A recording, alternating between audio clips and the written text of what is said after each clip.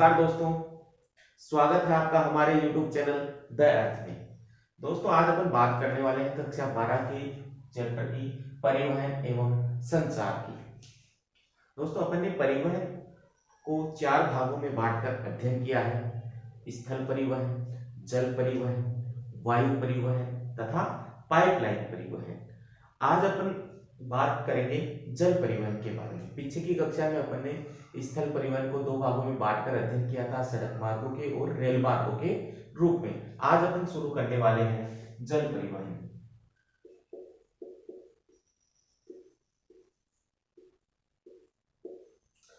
दोस्तों अगर आपने अभी तक हमारे चैनल को सब्सक्राइब नहीं किया है तो सब्सक्राइब जरूर कर दीजिए, ताकि हमारे द्वारा जो भी जानकारियां आपके लिए अपलोड की जाती है वो है आपको नोटिफिकेशन के द्वारा मिलती रहे। दोस्तों जल परिवहन सभी साधनों में सबसे सस्ता और सुलभ साधन है। क्यों? क्योंकि इसके लिए मार्गों का निर्माण नहीं किया जाता। समुद्र में पर्याप्त जल होता है, अपन चाहे जिधर से आवागमन कर सकते हैं कि उसके लिए विशेष प्रकार से किसी भी प्रकार के मार्गों का क्या करना नहीं पड़ता, निर्माण नहीं करना पड़ता, जिससे पर्याप्त पूंजी या पूंजी का जो व्यय है वह उसमें नहीं होता है। आप मार्गों के निर्माण में पूंजी व्यय नहीं होती है। अन्य परिवहन के प्रारूपों को अगर अपन देखें, उनकी तुलना करें तो शक्ति के साधनों की जो खपत है वह भी इसमें क्या होती है, कम होती है। अब शक्ति के साधनों की खपत क्यों कम होती है, यानी ईंधन है वह कम खर्च होता है। अब जलयानों को चलाने के लिए ईंधन की खपत तो होती है लेकिन कम होती है। क्यों होती है? क्योंकि पानी की जो सतह है वह चिकनी होती है। क्या होती है? चिकनी होती है। घर्षण उस पर ज्यादा नहीं लग पाता है। थोड़ी सी फोर्स के साथ काफी लंबी दूरी वहां तय की जा सकती है। इसलिए जो ईंधन और शक्ति के साधनों की जो खपत है वह भी क्या होती है, कम होती है। जल परिवहन को अपन 2 भागों में बांटकर अध्ययन करते हैं। जल परिवहन को मुख्यतः 2 भागों में बांटकर क्या किया जाता है, अध्ययन किया जाता है। पहला है आंतरिक जलमार्ग,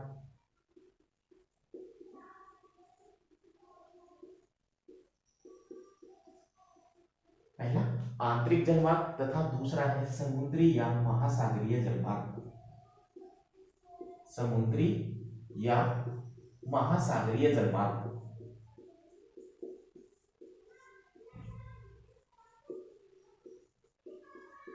इन 2 भागों में बांटकर अपन जल परिवहन का क्या करते हैं, अध्ययन करते हैं। आंतरिक जलमार्ग और समुद्री या महासागरीय जलमार्गों के रूप में अपन बांट के अध्ययन करते हैं। अब बात करते हैं दोस्तों आंतरिक जलमार्गों की,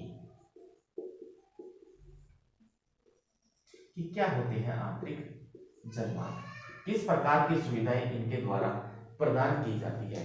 दोस्तों आंतरिक जलमार्ग क्या होते हैं?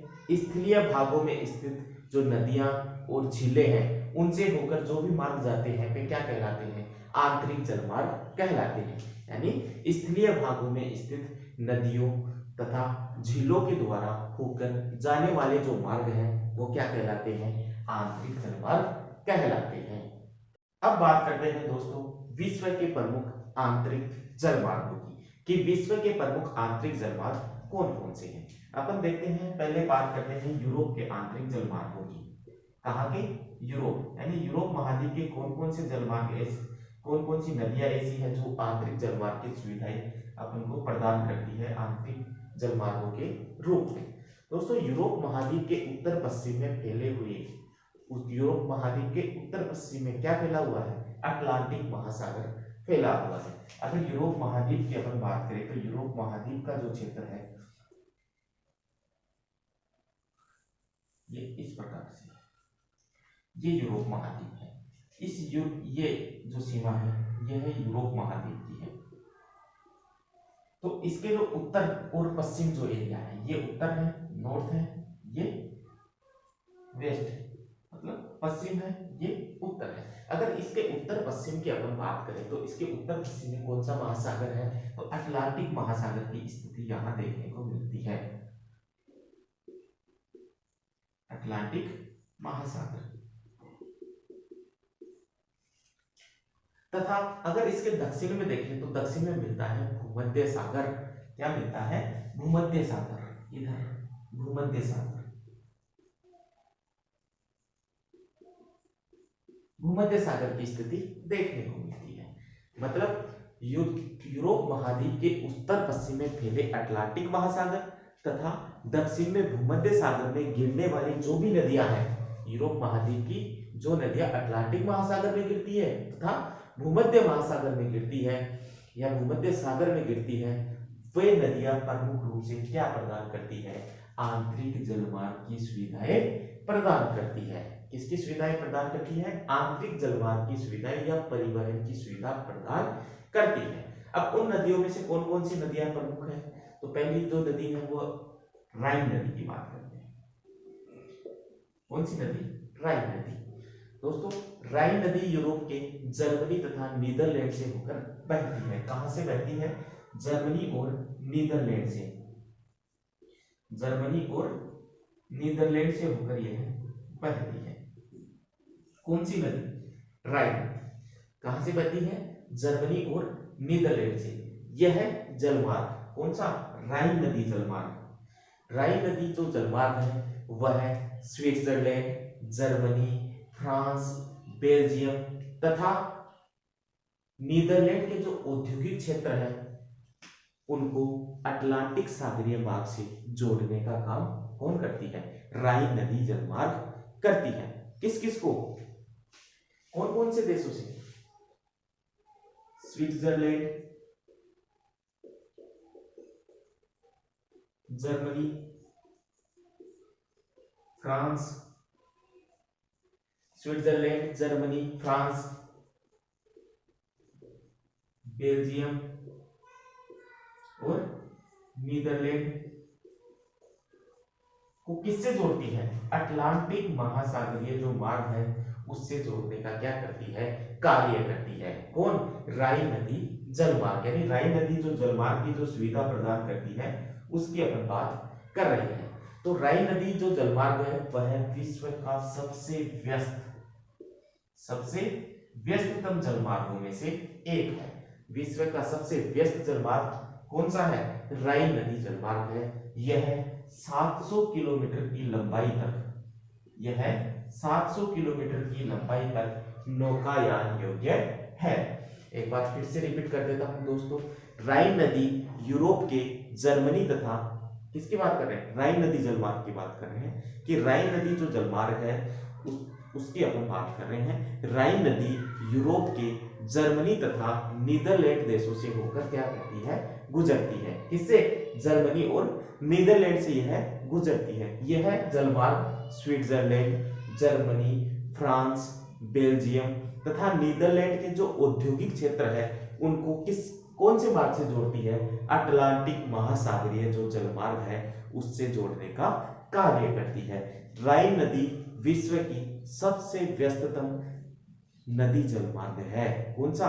राइन नदी। काफी बार छोटे क्वेश्चन में पूछा गया है, विश्व का सबसे व्यस्ततम नदी जलमार्ग या आंतरिक जलमार्ग कौन सा है? तो राइन नदी जलमार्ग है जो 700 किलोमीटर की लंबाई तक नौकायान योग्य है या नौकायान की सुविधा उपलब्ध करवाता है।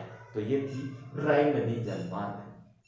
है यूरोप का डेन्यूब जलमार्ग। कौन सा? डेन्यूब जलमार्ग। यानी डेन्यूब नदी क्या करती है? जलमार्ग की सुविधाएं उपलब्ध करवाती है यूरोप महाद्वीप में। तो दोस्तों, पूर्वी यूरोप में बहने वाली कौन सी? पूर्वी यूरोप में बहती है कौन सी नदी? डेन्यूब नदी। तो पूर्वी यूरोप में बहने वाली डेन्यूब नदी जो ब्लैक फॉरेस्ट के पर्वतों से निकलती है। कहां से निकलती है? ब्लैक फॉरेस्ट के पर्वतों से। ब्लैक फॉरेस्ट के पर्वतों से निकलती है। ब्लैक फॉरेस्ट के पर्वतों से निकलने वाली जो नदी है कौन सी? डेन्यूब नदी। वह हंगरी, ऑस्ट्रिया,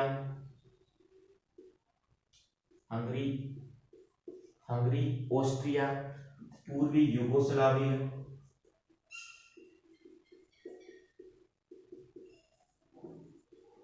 यूगोस्लाविया,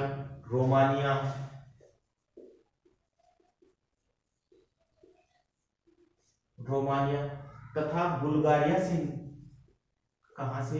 बुल्गारिया तथा बुल्गारिया से प्रवाहित होती हुई कहां पड़ती है? काला सागर में पड़ती है। कहां पड़ती है? काला सागर में पड़ती है।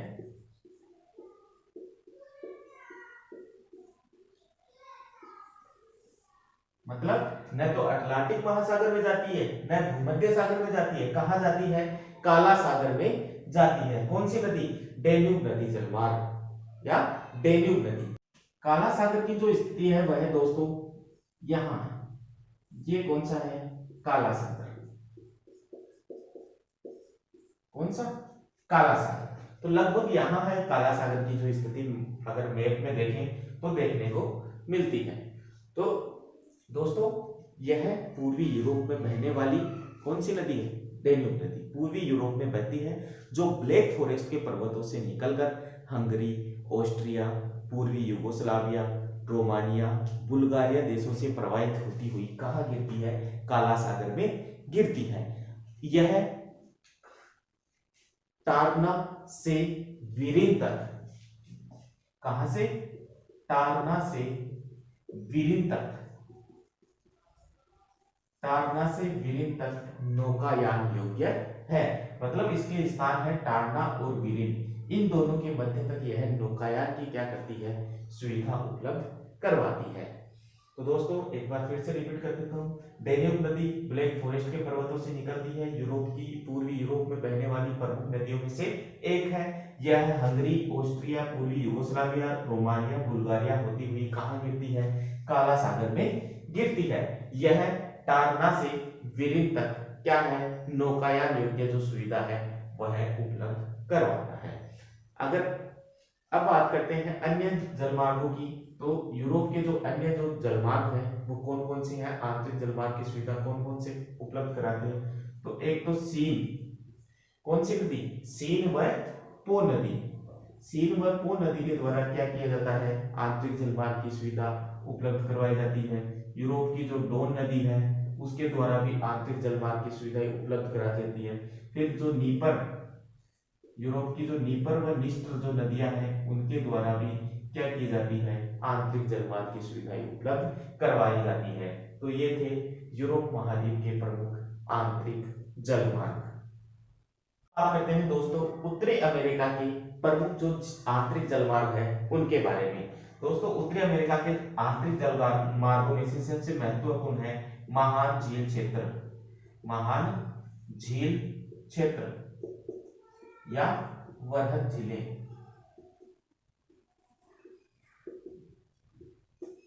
महान झील क्षेत्र है वह प्रमुख रूप से उत्तरी अमेरिका का जो सबसे महत्वपूर्ण जलमार्ग है, आंतरिक जलमार्ग की जो सुविधाएं उपलब्ध करवाता है वह है महान झील क्षेत्र। दोस्तों यूएसए तथा कनाडा के देशों के मध्य में स्थित एक क्षेत्र जहां 5 झीलें मिलकर आंतरिक जलमार्ग की क्या देती है? सुविधाएं उपलब्ध करवाती है। वे 5 झीलें कौन कौन सी हैं? सुपीरियर,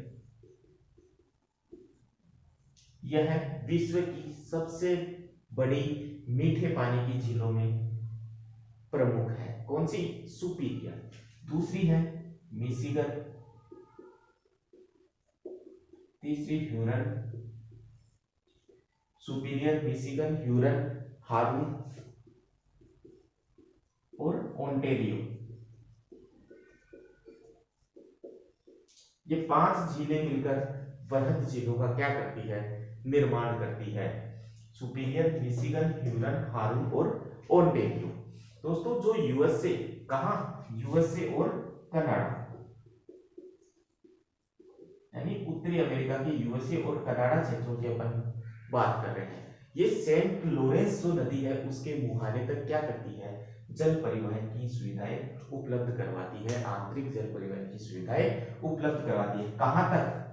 सेंट लॉरेंस नदी तक, सेंट लॉरेंस नदी तक, सेंट लॉरेंस नदी तक क्या कराते हैं? जल परिवहन की, आंतरिक जल परिवहन की सुविधाएं उपलब्ध करवाते हैं।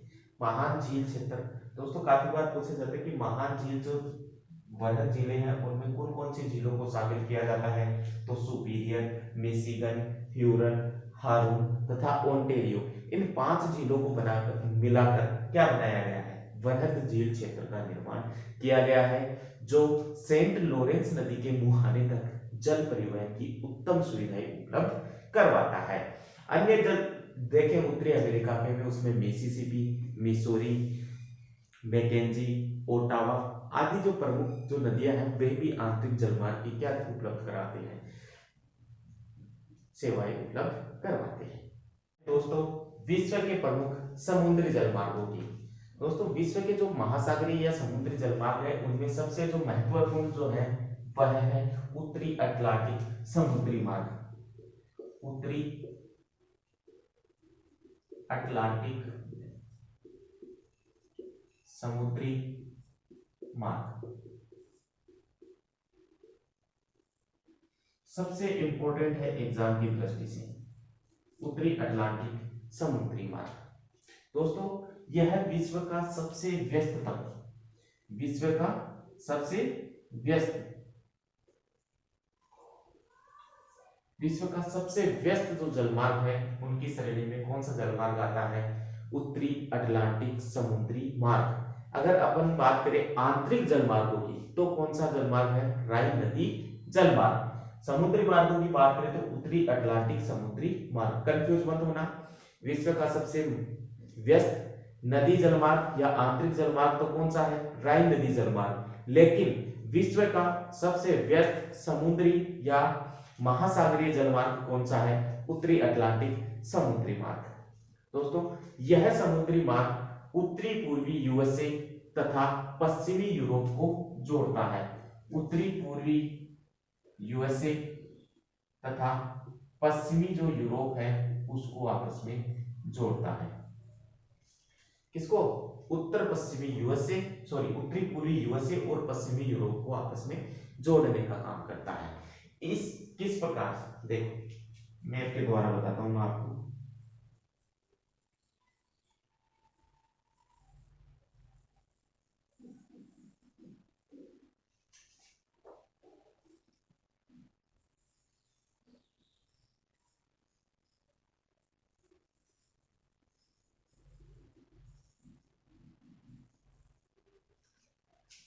ये यूरोप का पश्चिमी एरिया, कौन सा हिस्सा है, पश्चिमी हिस्सा है। और ये यूएसए का उत्तरी और पूर्वी हिस्सा। यह इस हिस्से को इससे जोड़ता है, मतलब उत्तरी पूर्वी यूएसए और यूरोप का कौन सा भाग, पश्चिमी भाग। इन दोनों को जोड़ने का काम कौन करता है, उत्तरी अटलांटिक समुद्री मार्ग।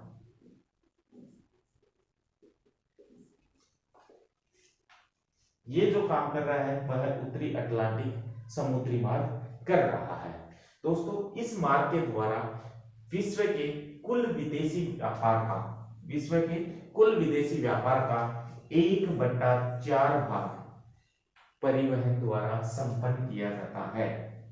मतलब उत्तरी अटलांटिक समुद्री मार्ग के द्वारा विश्व का जो कुल विदेशी व्यापार है, कौन सा, विदेशी व्यापार का 1/4 हिस्सा है वह किसके द्वारा किया जाता है, उत्तरी अटलांटिक समुद्री मार्ग के द्वारा परिवहित करके व्यापार किया जाता है।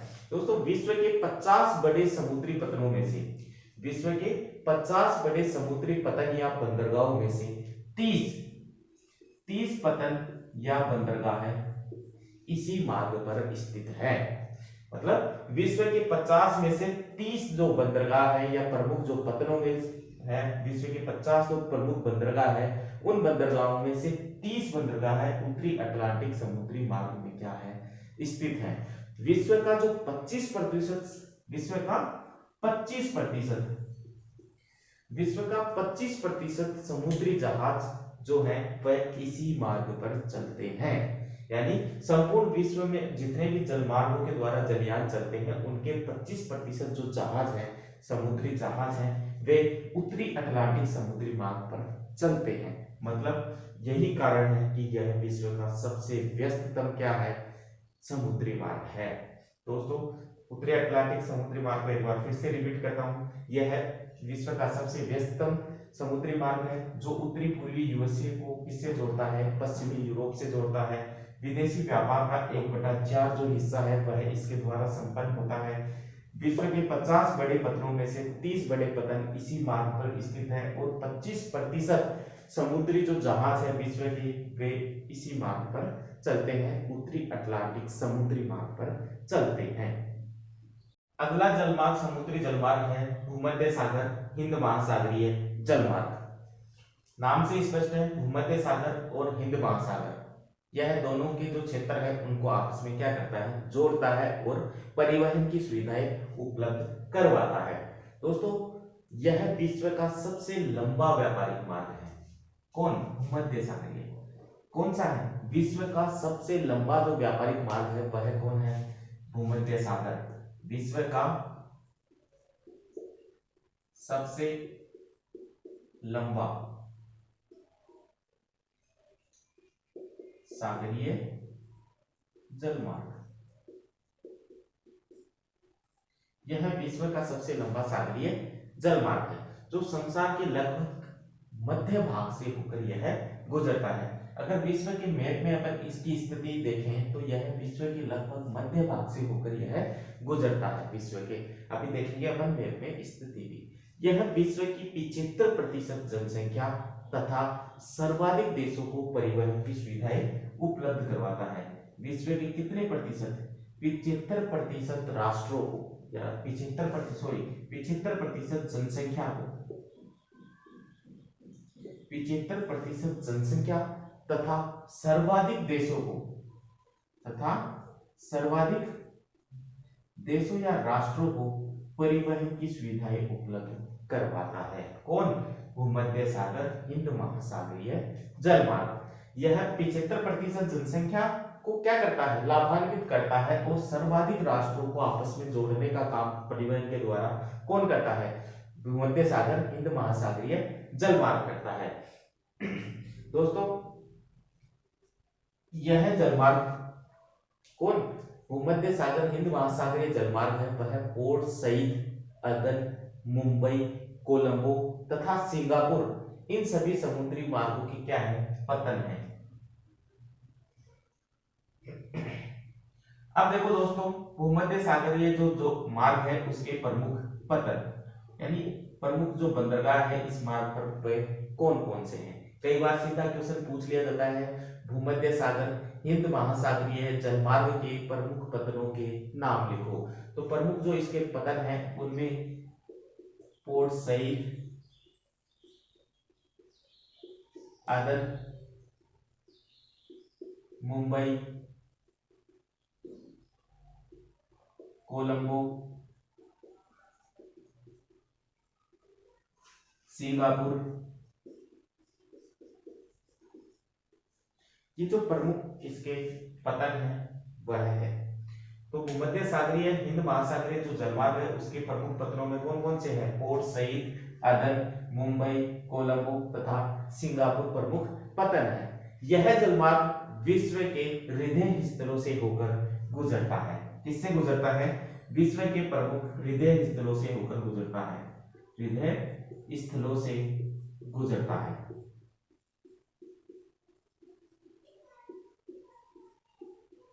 हृदय स्थल मतलब दोस्तों औद्योगिक और व्यापारिक दृष्टि से जो क्षेत्र ज्यादा विकसित है, पनपे हुए क्षेत्र है, उन सभी क्षेत्रों से को जोड़ता हुआ यह गुजरता है जिन्हें अपन हृदय स्थलों के नाम से जानते हैं।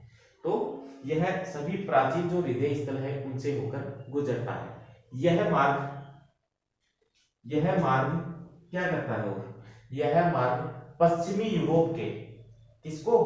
पश्चिमी यूरोप के औद्योगिक क्षेत्रों को, पश्चिमी यूरोप के औद्योगिक क्षेत्रों को भूमध्य सागर, किससे? भूमध्य सागर और लाल सागर और हिंद महासागर, यह मार्ग पश्चिमी यूरोप के औद्योगिक देशों या क्षेत्रों को भूमध्य सागर, लाल सागर और हिंद महासागर से जोड़ता हुआ पूर्वी अफ्रीका, एशिया व ऑस्ट्रेलिया को भी ऑस्ट्रेलिया को जोड़ता है। एक बार फिर से सुन लेना, पश्चिमी यूरोप के राष्ट्रों को भूमध्य सागर, लाल सागर और हिंद महासागर से जोड़ता हुआ यह पूर्वी अफ्रीका, दक्षिणी एशिया, ऑस्ट्रेलिया तथा न्यूजीलैंड को आपस में जोड़ता है। कौन? भूमध्य सागरीय हिंद महासागरीय जलमार्ग।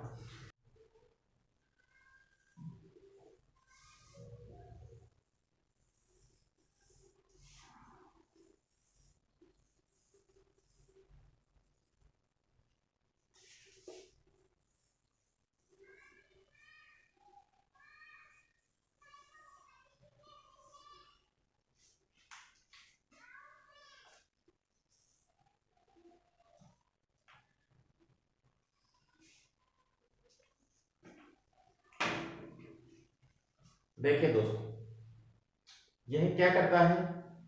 पश्चिमी यूरोप, तो यह जो हिस्सा है वह है पश्चिमी यूरोप। तो जो पश्चिमी यूरोप के जो क्षेत्र हैं उनको किससे किससे जोड़ता है? भूमध्य सागर, मतलब ये भूमध्य सागर की स्थिति। फिर ये लाल सागर, ये लाल सागर। दोस्तों इस हिस्से को काट कर क्या बनाया गया है? स्वेज नहर का निर्माण किया गया। कौन सी नहर का? स्वेज नहर के निर्माण किया गया। जब से स्वेज नहर का निर्माण नहीं किया गया था तब इसकी दूरी क्या थी?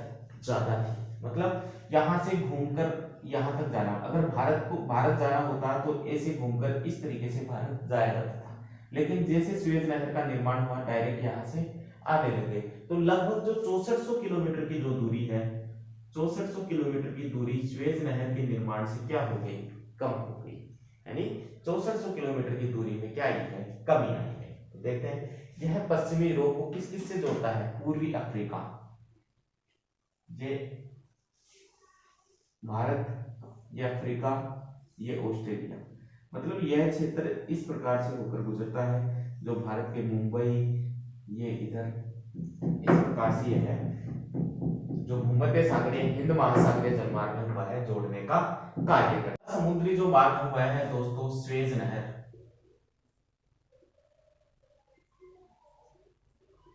स्वेज नहर बहुत ही इंपॉर्टेंट क्वेश्चन है इस चैप्टर का, काफी बार एग्जाम में पूछे जाने वाला क्वेश्चन है।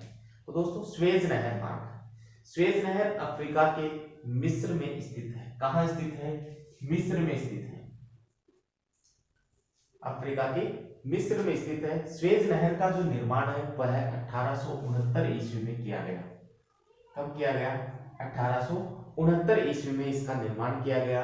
इसका यह मार्ग भूमध्य सागर को किससे जोड़ता है? लाल सागर से जोड़ता है। भूमध्य सागर को जोड़ता है लाल सागर से। भूमध्य सागर को लाल सागर से जोड़ने के उद्देश्य से इस झील का क्या किया गया था? निर्माण किया गया था। दोस्तों यह विश्व का सबसे बड़ा कृत्रिम जलमार्ग है। विश्व का सबसे बड़ा कृत्रिम जलमार्ग, विश्व का सबसे बड़ा जो कृत्रिम जलमार्ग है वह कौन है? स्वेज नहर जलमार्ग। दोस्तों जो मिस्र में भूमध्य सागर के तट पर स्थित, जो मिस्र में भूमध्य सागर के तट पर स्थित पोर्ट सईद को, किसको? पोर्ट सईद को, पोर्ट सईद को किससे जोड़ता है? लाल सागर के तट पर स्थित पोर्ट स्वेद से जोड़ता है। किससे जोड़ता है? पोर्ट स्वेद से जोड़ता है।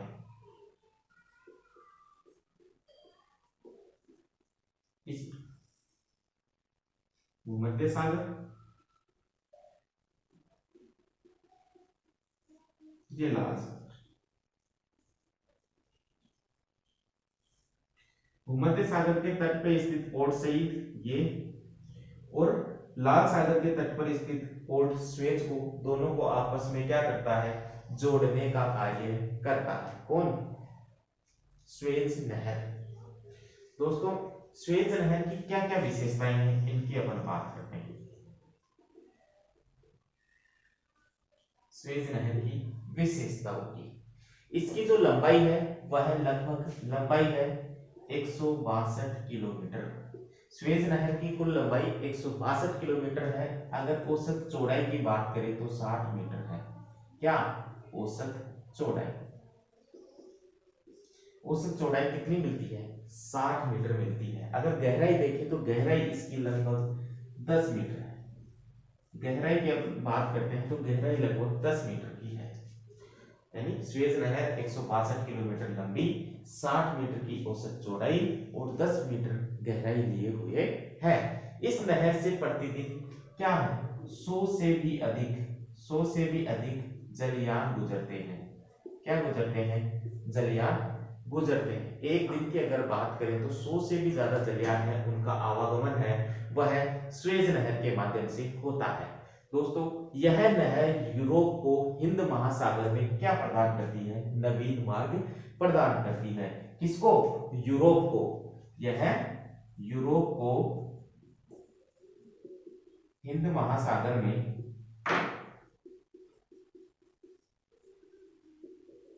नवीन मार्ग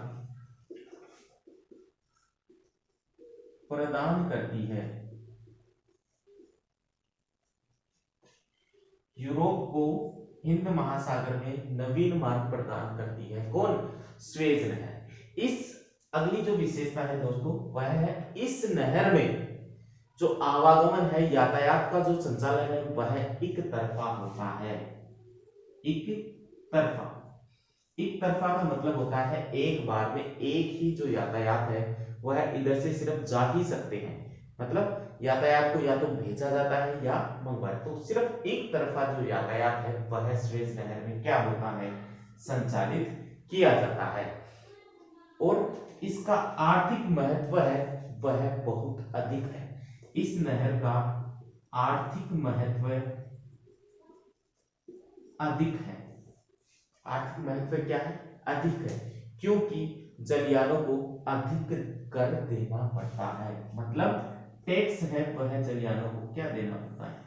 ज्यादा देना पड़ता है। टैक्स जलयानों को क्या है? ज्यादा देना पड़ता है। इसलिए इसका आर्थिक महत्व भी क्या है? ज्यादा है। टैक्स ज्यादा देंगे तो सरकार को आय, सरकार की जो आय है उसमें क्या होगी? वृद्धि होगी। इसलिए आर्थिक महत्व इसका ज्यादा है। इस नहर को पार करने में 10 से 12 घंटे का समय लगता है। कितना समय लगता है? 10 से 12 घंटे का समय इसको पार करने में लगता है। किसको? स्वेज नहर के क्षेत्र को पार करने में 10 से 12 घंटे का क्या लगता है? समय लगता है। दोस्तों, अब बात करते हैं इसका निर्माण की योजना है वह किसने बनाई थी? तो इसके निर्माण की जो योजना है फ्रांसीसी इंजीनियर था लेपेप्स। किसने? लेपेप्स ने। लेपेप्स ने इसके निर्माण की जो योजना है वह बनाई थी। जो फ्रांसीसी कौन था? इंजीनियर था, इसने बनाई थी। और 1956 में मिस्र ने क्या कर दिया?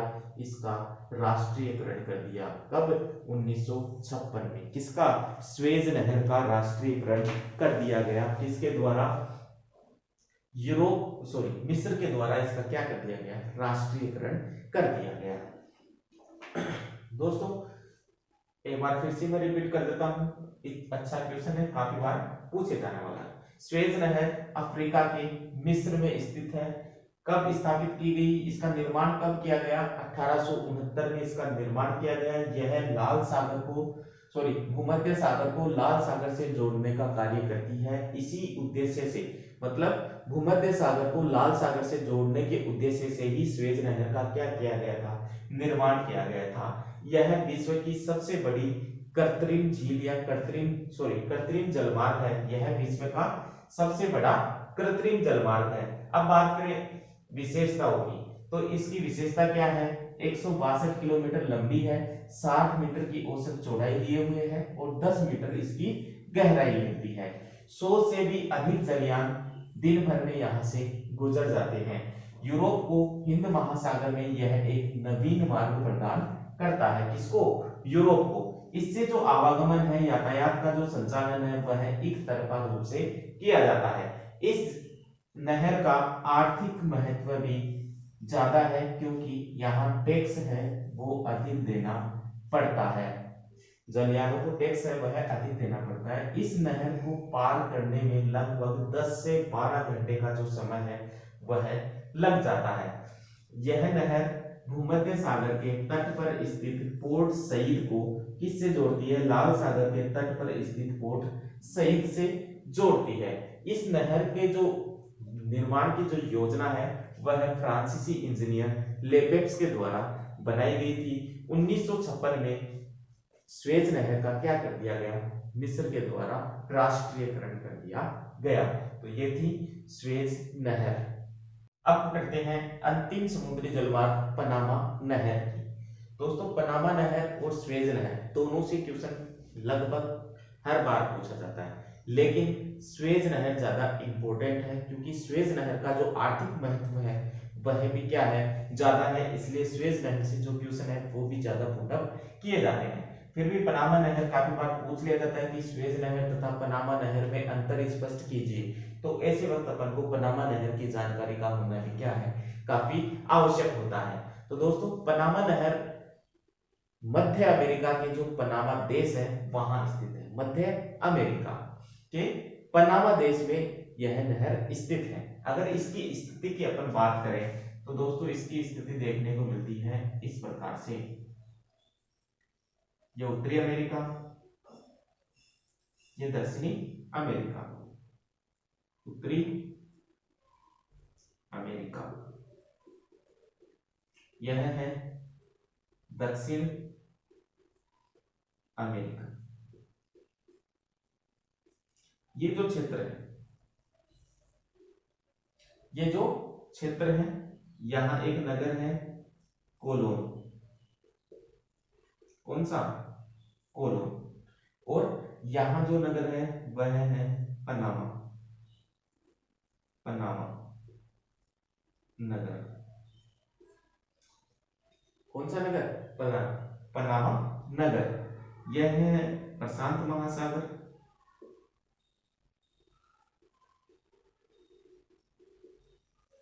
यह है अटलांटिक महासागर।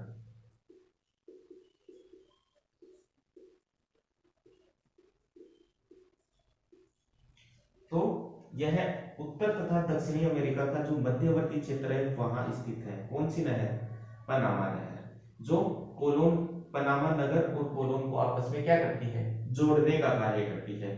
और प्रशांत महासागर को किससे जोड़ती है? अटलांटिक महासागर से जोड़ने का कार्य किसके द्वारा किया जाता है? पनामा नहर के द्वारा किया जाता है। मतलब इस हिस्से को काटकर इस नहर का क्या कर दिया गया है? निर्माण कर दिया गया है। एक तरफ प्रशांत महासागर, दूसरी तरफ अटलांटिक महासागर। एक तरफ उत्तरी अमेरिका, दूसरी तरफ दक्षिणी अमेरिका। तो इनके बीच का जो वहां पनामा नहर का क्या किया गया है? निर्माण किया गया है। तो दोस्तों यह मानव निर्मित नहर है। कैसी नहर है? मानव निर्मित नहर है। मानव निर्मित यानी इसका निर्माण मानव द्वारा किया गया है। मतलब ये प्राकृतिक नहीं है, मानव ने इसको बनाया है। तो मानव द्वारा निर्मित नहर है। अटलांटिक महासागर व प्रशांत महासागर को परस्पर जोड़ने का कार्य करती है। ये रहा अटलांटिक महासागर और ये रहा प्रशांत महासागर, दोनों को क्या करती है? जोड़ने का कार्य करती है। कौन सी नहर? पनामा नहर। किस किस को जोड़ती है? अटलांटिक महासागर को प्रशांत महासागर से जोड़ती है। इसका जो निर्माण है वह यूएसए के द्वारा करवाया गया। किसके द्वारा करवाया गया? यूएसए के द्वारा करवाया गया, जिसमें पनामा नगर व कोलोन नगर के मध्य, दोनों के जो मध्य की जो दूरी है, किसकी? कोलोन और पनामा के मध्य की जो दूरी है लगभग 82 किलोमीटर है। तो 82 किलोमीटर की लंबाई में और 82 किलोमीटर की लंबाई में और 12 किलोमीटर यह है लंबी कटान युक्त है। कैसी है? लंबी कटान युक्त है, मतलब चट्टानों से युक्त है। चट्टानी, कटी फटी चट्टानी इस क्षेत्र में मिलती है लगभग 12 किलोमीटर क्षेत्र में। तो इसकी कुल लंबाई तो है 82 किलोमीटर, क्योंकि कोलोन नगर और पनामा नगर के बीच की जो दूरी है वह कितनी है? 82 किलोमीटर है। तो यह आपस में दोनों को जोड़ती है, तो इसकी लंबाई कितनी होगी? 82 किलोमीटर। और इस 82 में से 12 किलोमीटर का जो क्षेत्र है वह अत्यंत कटान युक्त है, मतलब कटी फटी जो चट्टानें हैं उनसे युक्त, कड़ी जो चट्टानें हैं उनसे युक्त है। पनामा नहर का जो निर्माण है और उसका निर्माण या उसका उद्घाटन है वह है 15 अगस्त 1914 को किया गया। 15 अगस्त 1914 को किया गया और इस क्षेत्र को काट कर किया गया। इस क्षेत्र में जो पहाड़ी थी वह थी कुलवेस पहाड़ी, मतलब कुलवेस पहाड़ी के जो क्षेत्र है उसको काटकर किसका निर्माण किया गया, पनामा नहर का निर्माण किया गया। इस नहर में कुल 6 जलबंधक तंत्र है। कितने? 6 क्या है? जलबंधक तंत्र है। 6 जलबंधक तंत्रों का निर्माण यहाँ किया गया है। इस नहर मार्ग से जाने पर न्यूयॉर्क तथा सैन फ्रांसिस्को की जो मध्य की दूरी है उसमें लगभग 13,000 किलोमीटर का फर्क पड़ा है। कितना? 13,000 किलोमीटर की कमी आई है। किसमें? न्यूयॉर्क से सैन फ्रांसिस्को जाने में। यहाँ है न्यूयॉर्क और यहाँ स्थित है सैन फ्रांसिस्को। इस सैन फ्रांसिस्को से पहले ऐसे गुजर के जाया करता था, यहाँ पहुंचा जाएगा, लेकिन अब क्या हो गया, यह दूरी बिल्कुल क्या हो गई, कम हो गई, डायरेक्ट इधर से चला जाता है। कहाँ? न्यूयॉर्क जाया जाता है। तो सैन फ्रांसिस्को से न्यूयॉर्क के मध्य है लगभग 13,000 किलोमीटर की दूरी है, वह क्या हो गई है, कम हो गई है। दक्षिणी अमेरिका की अर्थव्यवस्था में इस नहर का जो योगदान है वह महत्वपूर्ण है। एक बार फिर से रिपीट कर देता हूं दोस्तों, यह नहर मध्य अमेरिका के पनामा देश में स्थित है। ये जो क्षेत्र है वह पनामा क्षेत्र है। यह मानव निर्मित नहर है। कैसी नहर है? मानव निर्मित नहर है। अटलांटिक महासागर तथा प्रशांत महासागर को यह परस्पर जोड़ने का काम करती है। इसका निर्माण यूएसए के द्वारा करवाया गया था। पनामा नगर व कोलोन नगर को परस्पर मिलाते हुए 82 किलोमीटर की लंबाई और 12 किलोमीटर की लंबाई क्या है, कटान युक्त है। पनामा नगर का जो निर्माण है उसका उद्घाटन 15 अगस्त 1914 को कुलवेस पहाड़ी को काटकर किया गया था। कौन सी पहाड़ी को? कुलवेस पहाड़ी को। छोटा क्वेश्चन पूछ सकता है, पनामा नहर का निर्माण किस पहाड़ी को काटकर किया गया, तो वह है कुलवेस पहाड़ी को काटकर। आगे अपन ने बात की दोस्तों, इस नहर में कुल 6 जलबंधक तंत्र हैं। जलबंधक जो तंत्र है वह क्या है कि इस क्षेत्र में पानी की कमी हो जाती है तो आवागमन में क्या होती है, बाधा होती है। तो ये जलबंधक तंत्रों के द्वारा उस स्तर को, जल स्तर को ऊंचा उठाने का काम किया जाता है, जिससे जहाज आसानी से पार किए जा सकते हैं। तो इस नहर के मार्ग से जाने पर न्यूयॉर्क और सैन फ्रांसिस्को की जो मध्य की दूरी है उसमें लगभग 13,000 किलोमीटर की क्या आई है, कमी आई है। दक्षिणी अमेरिका की जो अर्थव्यवस्था है उसमें भी इस नहर का क्या महत्वपूर्ण योगदान है। तो इस प्रकार अपना पनामा नहर कंप्लीट होता है। तो दोस्तों, अपने जो जितने भी जलमार्ग हैं, प्रमुख जलमार्ग हैं, उनके बारे में अपन ने अध्ययन किया। उम्मीद करता हूं आपको हमारा वीडियो पसंद आया होगा। तो ज्यादा से ज्यादा लाइक, शेयर तथा सब्सक्राइब करें ताकि हमें भी आपके द्वारा सहयोग मिले, ताकि हम और अच्छा मटेरियल आपको उपलब्ध करवा सकें। धन्यवाद। जय हिंद, जय भारत।